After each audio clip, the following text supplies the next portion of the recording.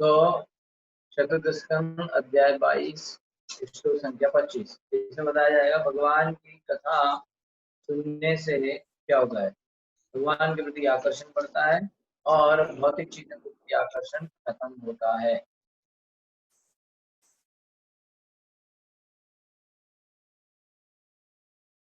ठीक है, ओके। स्कंद 4 अध्याय 22 श्लोक संख्या 25। हरे तत्पर कर्णपूर गुणाभिधाने निवृजम विजृंभमाणया भक्त्या हि संतः सदसत्यनात्मनि स्यान्निर्गुणे ब्रह्मणि चान्य सारथिः। हरे, भगवान के मुंह निरंतर तत्पर, भगवान के संदर्भ में कर्णपुर कान का गुण अभिधाने दिव्य गुणों की विवेचना से फिर विजृंभ माणया कृष्ण चेतना भक्ति को बढ़ाने, भक्त्या भक्ति निश्चय असंग अदूषित सत असति भौतिक जगत अनात्मनि आध्यात्म ज्ञान का उल्टा स्यात् होना चाहिए। निर्गुणे अध्यात्म में ब्रह्मणि परमेश्वर के साथ सरलता पूर्वक रखिया। भक्त को चाहिए भगवान के दिव्य गुणों के निरंतर श्रवण सुनना, भगवान के गुणों के बारे में भगवान कथा को सुनना। तो भक्त को चाहिए कि भगवान के दिव्य गुणों को निरंतर श्रवण द्वारा भक्ति वृद्धि करे। ये लीलाएं भक्तों के कानों के आभूषण सदृश हैं। कान का आभूषण क्या है? ये कान में कुंडल ये सब नहीं है, कान का आभूषण है कान में कृष्ण की कथा जाए। तो भक्ति करने तथा भौतिक गुणों को पार करने से मनुष्य सहज ही आध्यात्मिक भगवान में स्थिर हो सकता है। भक्ति करेंगे, श्रवण कीर्तन करेंगे, भगवान कथा को सुनेंगे, भगवान कथा सुनने से ऑटोमेटिकली व्यक्ति भौतिक जीवन से बाहर आ जाता है, भगवान में उसका प्रेम हो जाता है। तात्पर्य श्री प्रभुपाद जी का शुभप्रभात ही जाए। इस श्लोक का विशेष उल्लेख श्रवण द्वारा भक्ति की पुष्टि हेतु किया गया है। श्रवण द्वारा तो भक्त पूर्ण पुरुषोत्तम भगवान की लीलाओं या इनसे संबद्ध विषयों के अतिरिक्त और कुछ नहीं सुनना चाहिए। जो भक्त होते हैं उनको और किसी चीज में आनंद नहीं आता सुनने में, उनको सिर्फ भगवान की कथा सुनने में आनंद आता है। हम सिद्ध पुरुषों से भगवत गीता तथा श्रीमद् भागवत सुनकर अपनी भक्ति की प्रखरता को बढ़ा सकते हैं। अगर हमको भक्ति में आगे बढ़ना है तो हमें महान भक्तों से, सिद्ध पुरुषों से कथा को सुनना चाहिए। ठीक है, हम सिद्ध पुरुषों से जितना अधिक सुनेंगे भक्ति में उतना ही आगे बढ़ेंगे। जितनी ज्यादा कथा सुनेंगे उतना ज्यादा भक्ति में आगे बढ़ेंगे। यहाँ पर ये बताया जा रहा है। ठीक है, और जितना ज्यादा हम भक्ति में आगे बढ़ेंगे उतना ही हम भौतिक जीवन से विरक्त होते जाएंगे, भौतिक जीवन को छोड़ते जाएंगे। तो भौतिक जीवन को छोड़ना तो पड़ेगा, तब तो भक्ति में मिलेगी। कई लोग सोचते कि हम भौतिक जीवन भी न छोड़ें, ये भी बना रहे और भगवान भी मिल जाए। ऐसा नहीं हो सकता, क्योंकि भगवान ने गीता में कहा है कि सर्वधर्मान् परित्यज्य मामेकं शरणं व्रज। जब तक सब कुछ छोड़ोगे नहीं मैं मिलूंगा नहीं। ठीक है, तो सब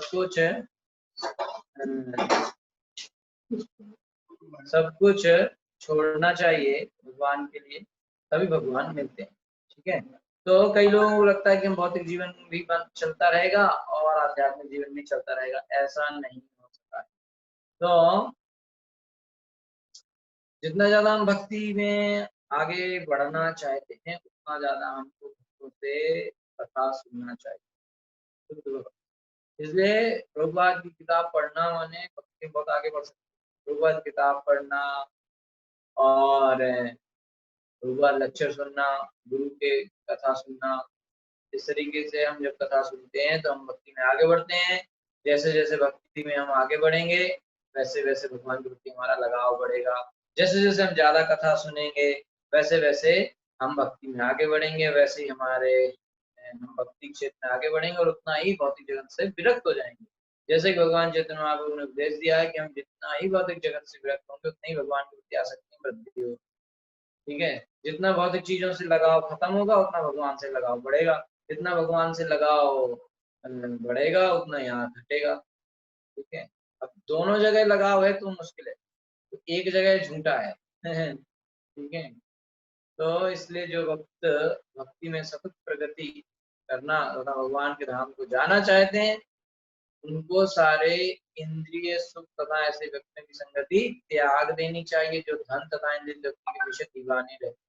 ऐसे लोग जो हमेशा पैसा कमाना, पैसा पैसा पैसा में लगे हुए हैं, और ऐसे लोग जो इंद्रिय भोग में लगे हुए हैं, उन लोगों के साथ हमको बिल्कुल छोड़ देना चाहिए, उनका संगति नहीं करना चाहिए। उनकी संगति करेंगे तो कभी भी हम भक्ति में आगे नहीं बढ़ सकते, कभी भी हो ही नहीं सकता, है ना। ऐसा कभी नहीं होगा कि हम भौतिक लोगों की संगति में बने रहें और भक्ति में आगे बढ़ते रहें। जो लोग पाप करते हैं, जो लोग इंद्रिय भोग में लगे हैं, जो लोग पैसे के पीछे भाग रहे हैं, उन लोगों से संगति करेंगे तो भक्ति में कभी आगे नहीं बढ़ेंगे। ठीक है, यही भगवान चैतन्य महाप्रभु का उपदेश है। निष्किंचनस्य भगवत् भजोऽन्यस्य पारं परं जिगामिषोऽर्थवसागरस्य सन्दर्शनं विषयिणाम् अत्योषितां च हा हन्त हन्त विषभक्षणो तप्य साधु। इस श्लोक में आए हुए ब्रह्मणी शब्द की टीका निर्विशेषवादियों अथवा भागवत की कथावाचकों ने की है, जो जन्मना जाति प्रथा के समर्थक हैं। उनके अनुसार ब्राह्मणी का अर्थ निर्गुण निराकार ब्रह्म है, किंतु भक्त्या तथा गुणाभिधान इन शब्दों के प्रसंग में ऐसा अर्थ नहीं निकाला जा सकता। निर्विशेषवादियों के अनुसार निर्गुण ब्रह्म दिव्य गुणों से संपन्न नहीं होता, तो हमें ब्राह्मणी का अर्थ भगवान में ग्रहण करना चाहिए, जैसा कि अर्जुन ने भगवत गीता में स्वीकार किया है। श्री कृष्ण ही भगवान हैं। ठीक है, श्री कृष्ण ही भगवान है, अतः जहाँ कहीं भी ब्रह्म शब्द आया है वह श्री कृष्ण के लिए प्रयुक्त हुआ है, निर्गुण ब्रह्म तेज के लिए नहीं। ठीक है, ब्रह्मेति परमात्मेति भगवानिति शब्दते। ब्रह्म, परमात्मा तथा भगवान, इन सबको ब्रह्म माना जा सकता है, किंतु जहाँ भक्ति शब्द का प्रसंग आए या दिव्य गुणों के स्मरण का उल्लेख है तो यह भगवान का द्योतक है, निर्गुण ब्रह्म का नहीं। ठीक है, तो भगवान तीन रूपों में भगवान समझा जाता है, ब्रह्मन, परमात्मा और भगवान। परमात्मा माने जो सबके हृदय में रहते हैं, ब्रह्मन माने जो भगवान के शरीर से जो लाइट प्रकाश निकलता है, और भगवान माने भगवान स्वयं। ठीक है,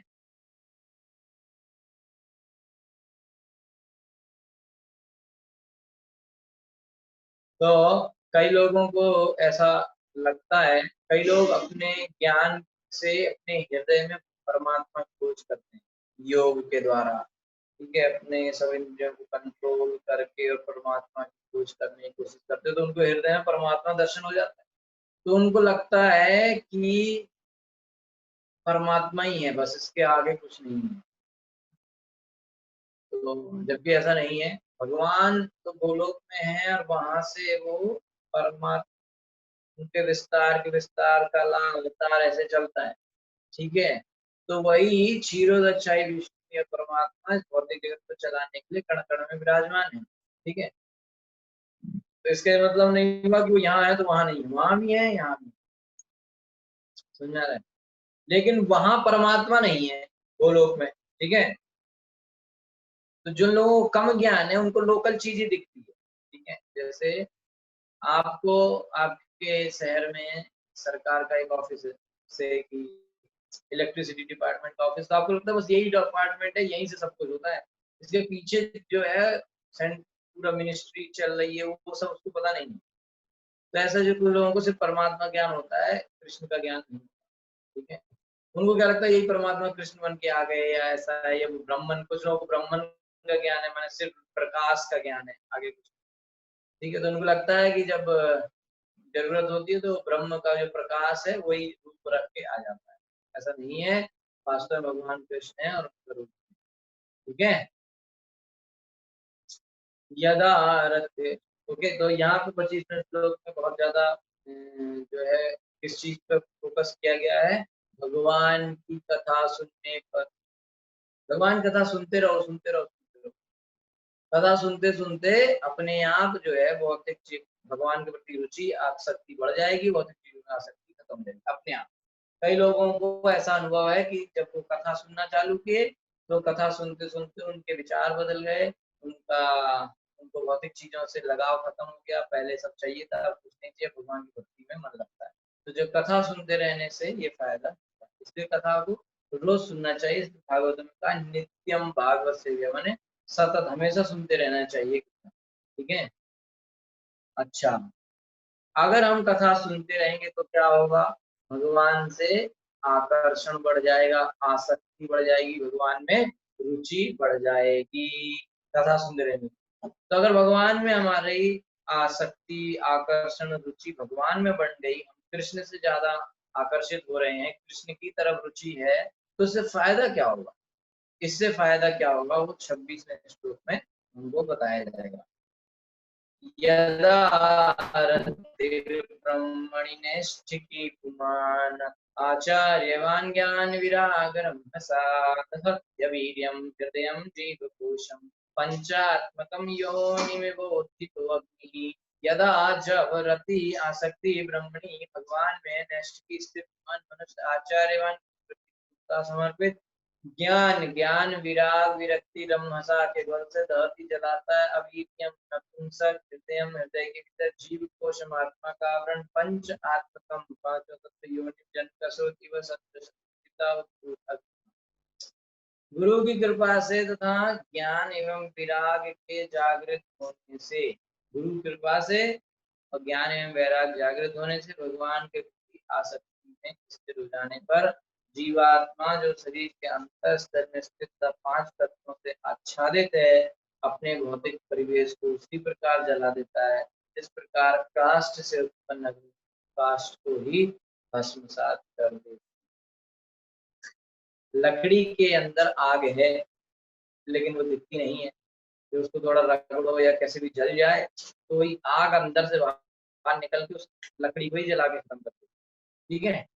तो वैसे ही जब हमारे ऊपर गुरु की कृपा हो जाती है तो हमें ज्ञान मिलता है, ज्ञान और वैराग भक्ति मिलती है, भक्ति से ज्ञान वैराग अपने आप आ जाता है और भगवान के प्रति आसक्ति बढ़ जाती है, ठीक है। उससे क्या होता है कि जीवात्मा शरीर के अंदर है तो ये 5 तत्वों से जो शरीर बना है उसको जला के मतलब उससे बाहर आ जाता है, जैसे लकड़ी से आग बाहर आके लकड़ी को ही भस्म कर देती है। तो कहा जाता है कि हृदय के भीतर जीवात्मा तथा परमात्मा साथ साथ रहते हैं और वेदों में भी कथन है कि हृदय ये आत्मा आत्मा तथा परमात्मा दोनों भीतर हृदय के भीतर वास करते हैं। जीवात्मा का उद्धार तब होता है जब वह भौतिक हृदय से बाहर निकल आता है अथवा हृदय को स्वच्छ करके आध्यात्मिक बना देता है। यहाँ पर दिया गया दृष्टांत उपयुक्त योनिम इवोचितो अग्नि, अग्नि काष्ठ से उत्पन्न होती है लकड़ी से, तो यह काष्ठ को पूरी तरह से जला देती है। इसी प्रकार जब कोई जीवात्मा भगवान के प्रति आसक्ति बढ़ा देता है तो समझना चाहिए कि व्यक्ति तुल्य है। प्रज्वलित अग्नि ताप प्रकाश से दृष्टि होती है। इसी प्रकार जब हृदय के भीतर जीवात्मा पूर्ण आध्यात्मिक ज्ञान से, इसलिए जब हृदय के भीतर जीवात्मा पूर्ण आध्यात्मिक ज्ञान से प्रकाशित एवं संसार से विरक्त हो जाता है तो अपने पंच तत्वों के आवरण को जला देता है और 5 प्रकार की आसक्तियों में था अविद्या अहंकार आसक्ति श्रद्धा भौतिक चेतना से तल्लीनता से मुक्त हो जाता है, जो अज्ञान है उससे फ्री हो जाता है, ठीक है। और इस श्लोक में पंच तत्व पंचात्मकम या तो 5 तत्वों के लिए या भौतिक कल्प 5 आवरणों के लिए आया है। 5 तरह के अज्ञान होते हैं तो 5 तरह के अज्ञान जल जाते हैं जब हमें भक्ति का ज्ञान हो जाता है। तो जब ये सब ज्ञान तथा विराग की अग्नि से भस्म हो जाते हैं तो मनुष्य भगवान स्थिर हो जाता है। जब तक मनुष्य परमाणु की शरण में नहीं जाता और उसके उपदेश के अनुसार श्री कृष्ण के प्रति अनुरक्ति नहीं बढ़ाता तब तक जीवात्मा की तरह से 5 आवरण हटाए नहीं जा सकते। माया के 5 आवरण है वो तब तक नहीं हटेंगे जब तक हम गुरु की शरण में नहीं जाएंगे। गुरु की शरण में जाके और गुरु की आदेश के हिसाब से कृष्ण के प्रति भक्ति करनी चाहिए, उससे हमें फायदा होगा, ठीक है। जीवात्मा हृदय में केंद्रित है और उसको हृदय से निकालने का अर्थ है उसका उद्धार, इसकी यही विधि है। मनुष्य को प्रामाणिक गुरु की शरण लेनी चाहिए और उनके आदेशों से अपना आध्यात्मिक ज्ञान बढ़ाना चाहिए, इस भौतिक संसार से विरक्त होना चाहिए और इस प्रकार मुक्त हो जाना चाहिए, ठीक है।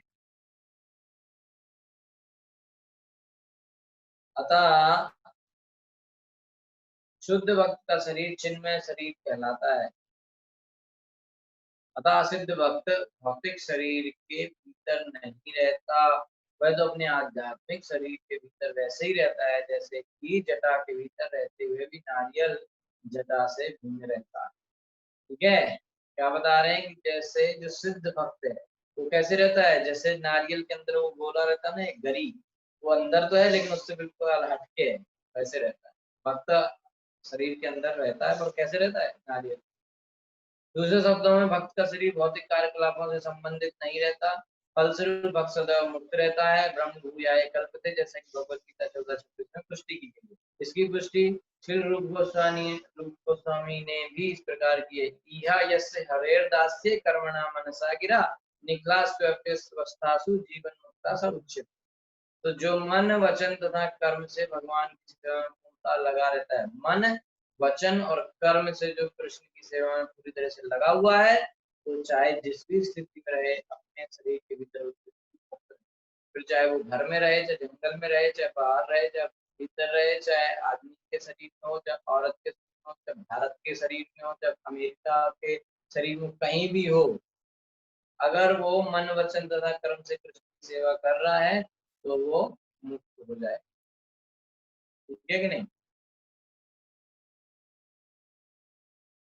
तो ये फायदा है कृष्ण की कथा सुनने से, जब कृष्ण के प्रति आकर्षण बढ़ जाता है तो फायदा क्या होता है कि उन्हें जो है मुक्त हो जाते हैं। ठीक है,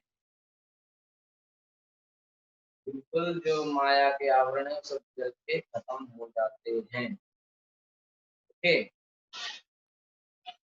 तो जो सूक्ष्म शरीर है, जब हमारा कृष्ण के प्रति आकर्षण बढ़ जाता है, गुरु की कृपा से हमें ज्ञान और वैराग्य मिल जाता है, तो जो हमारा सूक्ष्म शरीर है मन बुद्धि अहंकार का, वो बिल्कुल खत्म हो जाता है।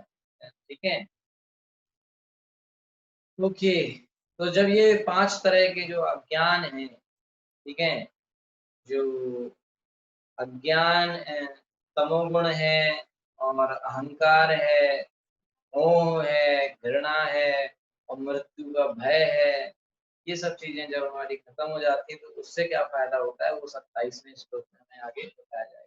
दग्धा शयो समस्त तद्गुण नैवात्मनो बहिरंतर विचिष्टे, दग्धाशयो समस्त तत्त्वं नैवात्मनो बहिरंतर विचष्टे, परात्मनो व्यवधान पुरस्तात् स्वप्ने यथा पुरुषस्तद्विनाशे। दग्धाशय समस्त इच्छाओं का जल जाना, मुक्त समस्त सभी तत्वों द्रव्य के संबंध नहीं, एवं निश्चय आत्मा है परमात्मा, वही वह अंता आंतरिक विचष्टे कार्यशील पर आत्मने परमात्मा का यद जो व्यवधानम अंतर पुरस्तात् मानो प्रारंभ में स्वप्ने स्वप्न यथा पुरुषा व्यक्ति तत् वह विनाशित महापुरुष।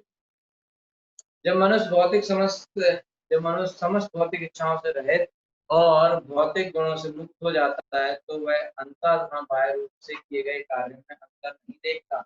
उस समय आत्म साक्षात्कार के पूर्व विद्वान आत्मा तथा परमात्मा का अंतर विनष्ट हो जाता है। स्वप्न टूटने पर स्वप्न तथा स्वप्न देखने वाले के बीच कोई अंतर नहीं रह जाता। तो जैसा कि श्री गुरु गोस्वामी ने कहा है, अन्याभिलाषिता शून्यम, मनुष्य को समस्त इच्छाओं से रहित होना चाहिए। समस्त इच्छाओं से रहित हो जाने पर चिंतन या सकाम कर्म की आवश्यकता नहीं रह जाती। ऐसी स्थिति में ये समझना चाहिए कि वह भौतिक देह से मुक्त है। इसका उदाहरण पहले ही दिया जा चुका है कि सूखी गरी नारियल के जटा से पृथक हो जाती है। अंदर नारियल है, गरी है, बाहर से वो कवच है और वो बिल्कुल अलग है। यह मुक्ति की अवस्था है। शरीर के अंदर रहते हैं पर कैसे रहते हैं, जैसे उस नारियल के कटोरे के अंदर गरी पड़ी रहती है, ऐसे ऐसे हिलाओ तो बिल्कुल अलग रहती है। ये है क्या, मुक्ति की अवस्था। ठीक है, तो जैसा कि श्रीमद् भागवत में कहा गया कि मुक्ति का अर्थ स्वरूपेण व्यवस्थित ही, अपनी स्वाभाविक स्थिति में रहना। जब तक देहात बुद्धि रहती है तब तक सही भौतिक इच्छाएं पीछा नहीं, सभी भौतिक इच्छाएं पीछा नहीं छोड़ती। किंतु जब मनुष्य सोच लेता है कि वह श्री कृष्ण का शाश्वत दास है तो उसकी भौतिक इच्छाएं खत्म हो जाती, एक भी भौतिक इच्छा नहीं रहती। भक्त इसी चेतना से कार्य करता है। जब तक हमें अपने आप में लगेगा कि हम ये हैं वो है, शरीर से सोचेंगे। एक सेकेंड,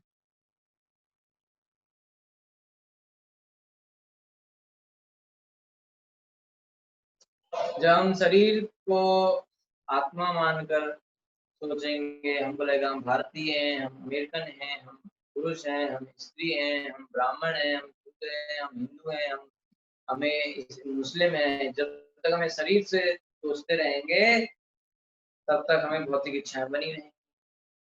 जब हम सोच लेंगे हम तो कृष्ण के दास हैं, सोचना नहीं है बल्कि वो तो वास्तविकता है। जब वो वास्तविकता को जान जाएंगे कि हम तो कृष्ण के दास हैं, तब भौतिक इच्छाएं खत्म हो जाएंगी।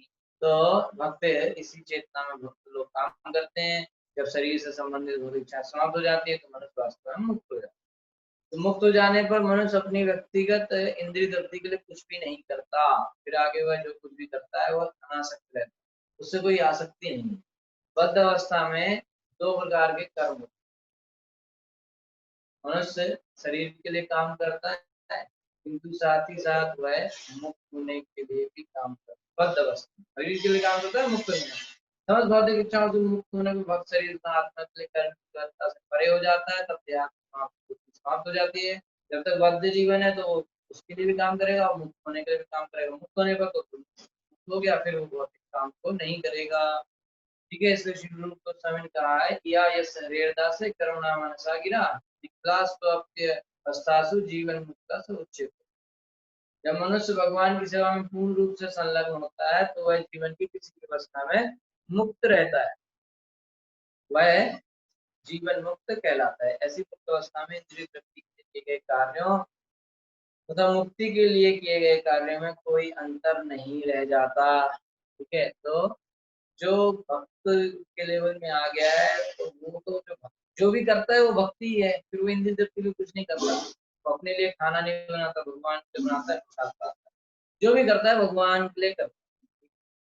ऐसी मुक्त अवस्था में इंद्रिय तृप्ति के लिए किए गए कार्य तथा मुक्ति के लिए किए गए कार्य में कोई अंतर नहीं रह जाता। उसपे नहीं है कि ये मेरे शरीर के लिए, भगवान के लिए, कुछ नहीं। जो कर रहा है वो सब जो है भगवान के लिए ही है। तो जो भक्त हैं वो जो करते भगवान के लिए करते, जॉब जाते तो भगवान के लिए, घर में भगवान का मंदिर बनाया तो साफ सफाई करना, नहाना धोना खाना पीना सब कुछ भगवान के लिए, सब कुछ भक्ति का काम है। तो जब मनुष्य इंद्रिय तृप्ति की इच्छाओं से मुक्त हो जाता है तो उस पर शोक या मोह के फलों का कोई प्रभाव नहीं पड़ता। कर्मियों तथा ज्ञानियों द्वारा किए गए कर्मों से शोक का मोह उत्पन्न होता है। ठीक है, तो शोक और मोह क्यों आता है? क्योंकि जब हम काम करते हैं अपना सोच के तो उसमें नुकसान होगा, कुछ होगा तो शोक आएगा और मोह आएगा, सब उससे आता है। लेकिन जो स्वरूप सिद्ध पुरुष है जो केवल भगवान के लिए काम करता है उसके लिए ये अनुभव नहीं करता। उनको कोई शोक और मोह परेशान नहीं करते। ये एक आत्म की दशा है अथवा भगवान के अस्तित्व में तदाकार होना है। इसका अर्थ यह हुआ कि जीव अपनी पृथक सत्ता होते हुए भी पृथक स्वार्थ नहीं रखता। भगवान में वह भगवान की सेवा में पूरी तरह लग जाता है, उसे अपनी तृप्ति से कोई वास्ता नहीं रह जाता, अतः वह केवल भगवान को देखता है, अपने आप को नहीं। उसके स्वार्थों का पूर्ण अंत हो जाता है। नींद टूटने पर जैसे सपना समाप्त हो जाता है, स्वप्न में मतलब सपने को राजा मानकर शाही शांत तो देखता है, उसको लग रहा था मैं राजा हूँ, लेकिन जब सपना टूटता है तो कुछ नहीं है वहाँ। तो स्वप्न समाप्त होने पर वह अपने और अतिरिक्त और कुछ नहीं देखता। इसी प्रकार पुरुष जानता है कि वह परमेश्वर का अंश रूप है और उन्हीं के इच्छानुसार सारे काम करता है। इस तरह वह उनके तथा अपने बीच कोई अंतर नहीं देखता। यद्यपि दोनों की सत्ताएं पृथक पृथक रहती हैं, नित्य नित्यानाम चेतन चेतनानाम परमात्मा तथा आत्मा के कार्य यही मिलते नहीं है। ऐसा नहीं है कि आत्मा परमात्मा में मिल जाएगी और आत्मा का अस्तित्व खत्म हो जाएगा, ऐसा नहीं है। आत्मा का अस्तित्व भी रहेगा, परमात्मा तो रहते ही है, लेकिन जो मिलने का मतलब होता है कि उनके इसको अपना स्वार्थ नहीं है, भगवान परमात्मा का ही सिर्फ स्वार्थ दिखता है। तो जो इंटरेस्ट है, जो रुचि है, जो जो हमारा स्वार्थ है, वो बिल्कुल कृष्ण के उसमें मिल जाती है। हमारी इच्छाएं कृष्ण की इच्छाओं से मिल जाती है, तो उसे कहते हैं एक आत्मा होना। ठीक है, ऐसा नहीं है कि वो व्यक्ति ही वो आत्मा खत्म हो गई, वो मिल गई है, वो मिक्स हो गई है, कुछ नहीं होता, ऐसा नहीं। वो इंडिविजुअलिटी रहती है। ठीक है, वो उनका जो अस्तित्व खत्म नहीं होता। ठीक है, ओके।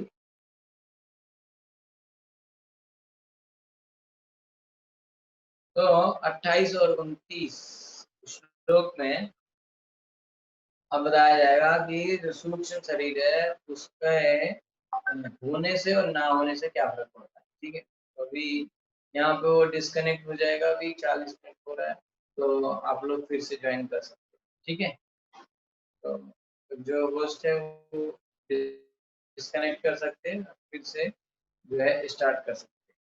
हरे कृष्ण, आप लोग फिर से ज्वाइन कर सकते हैं।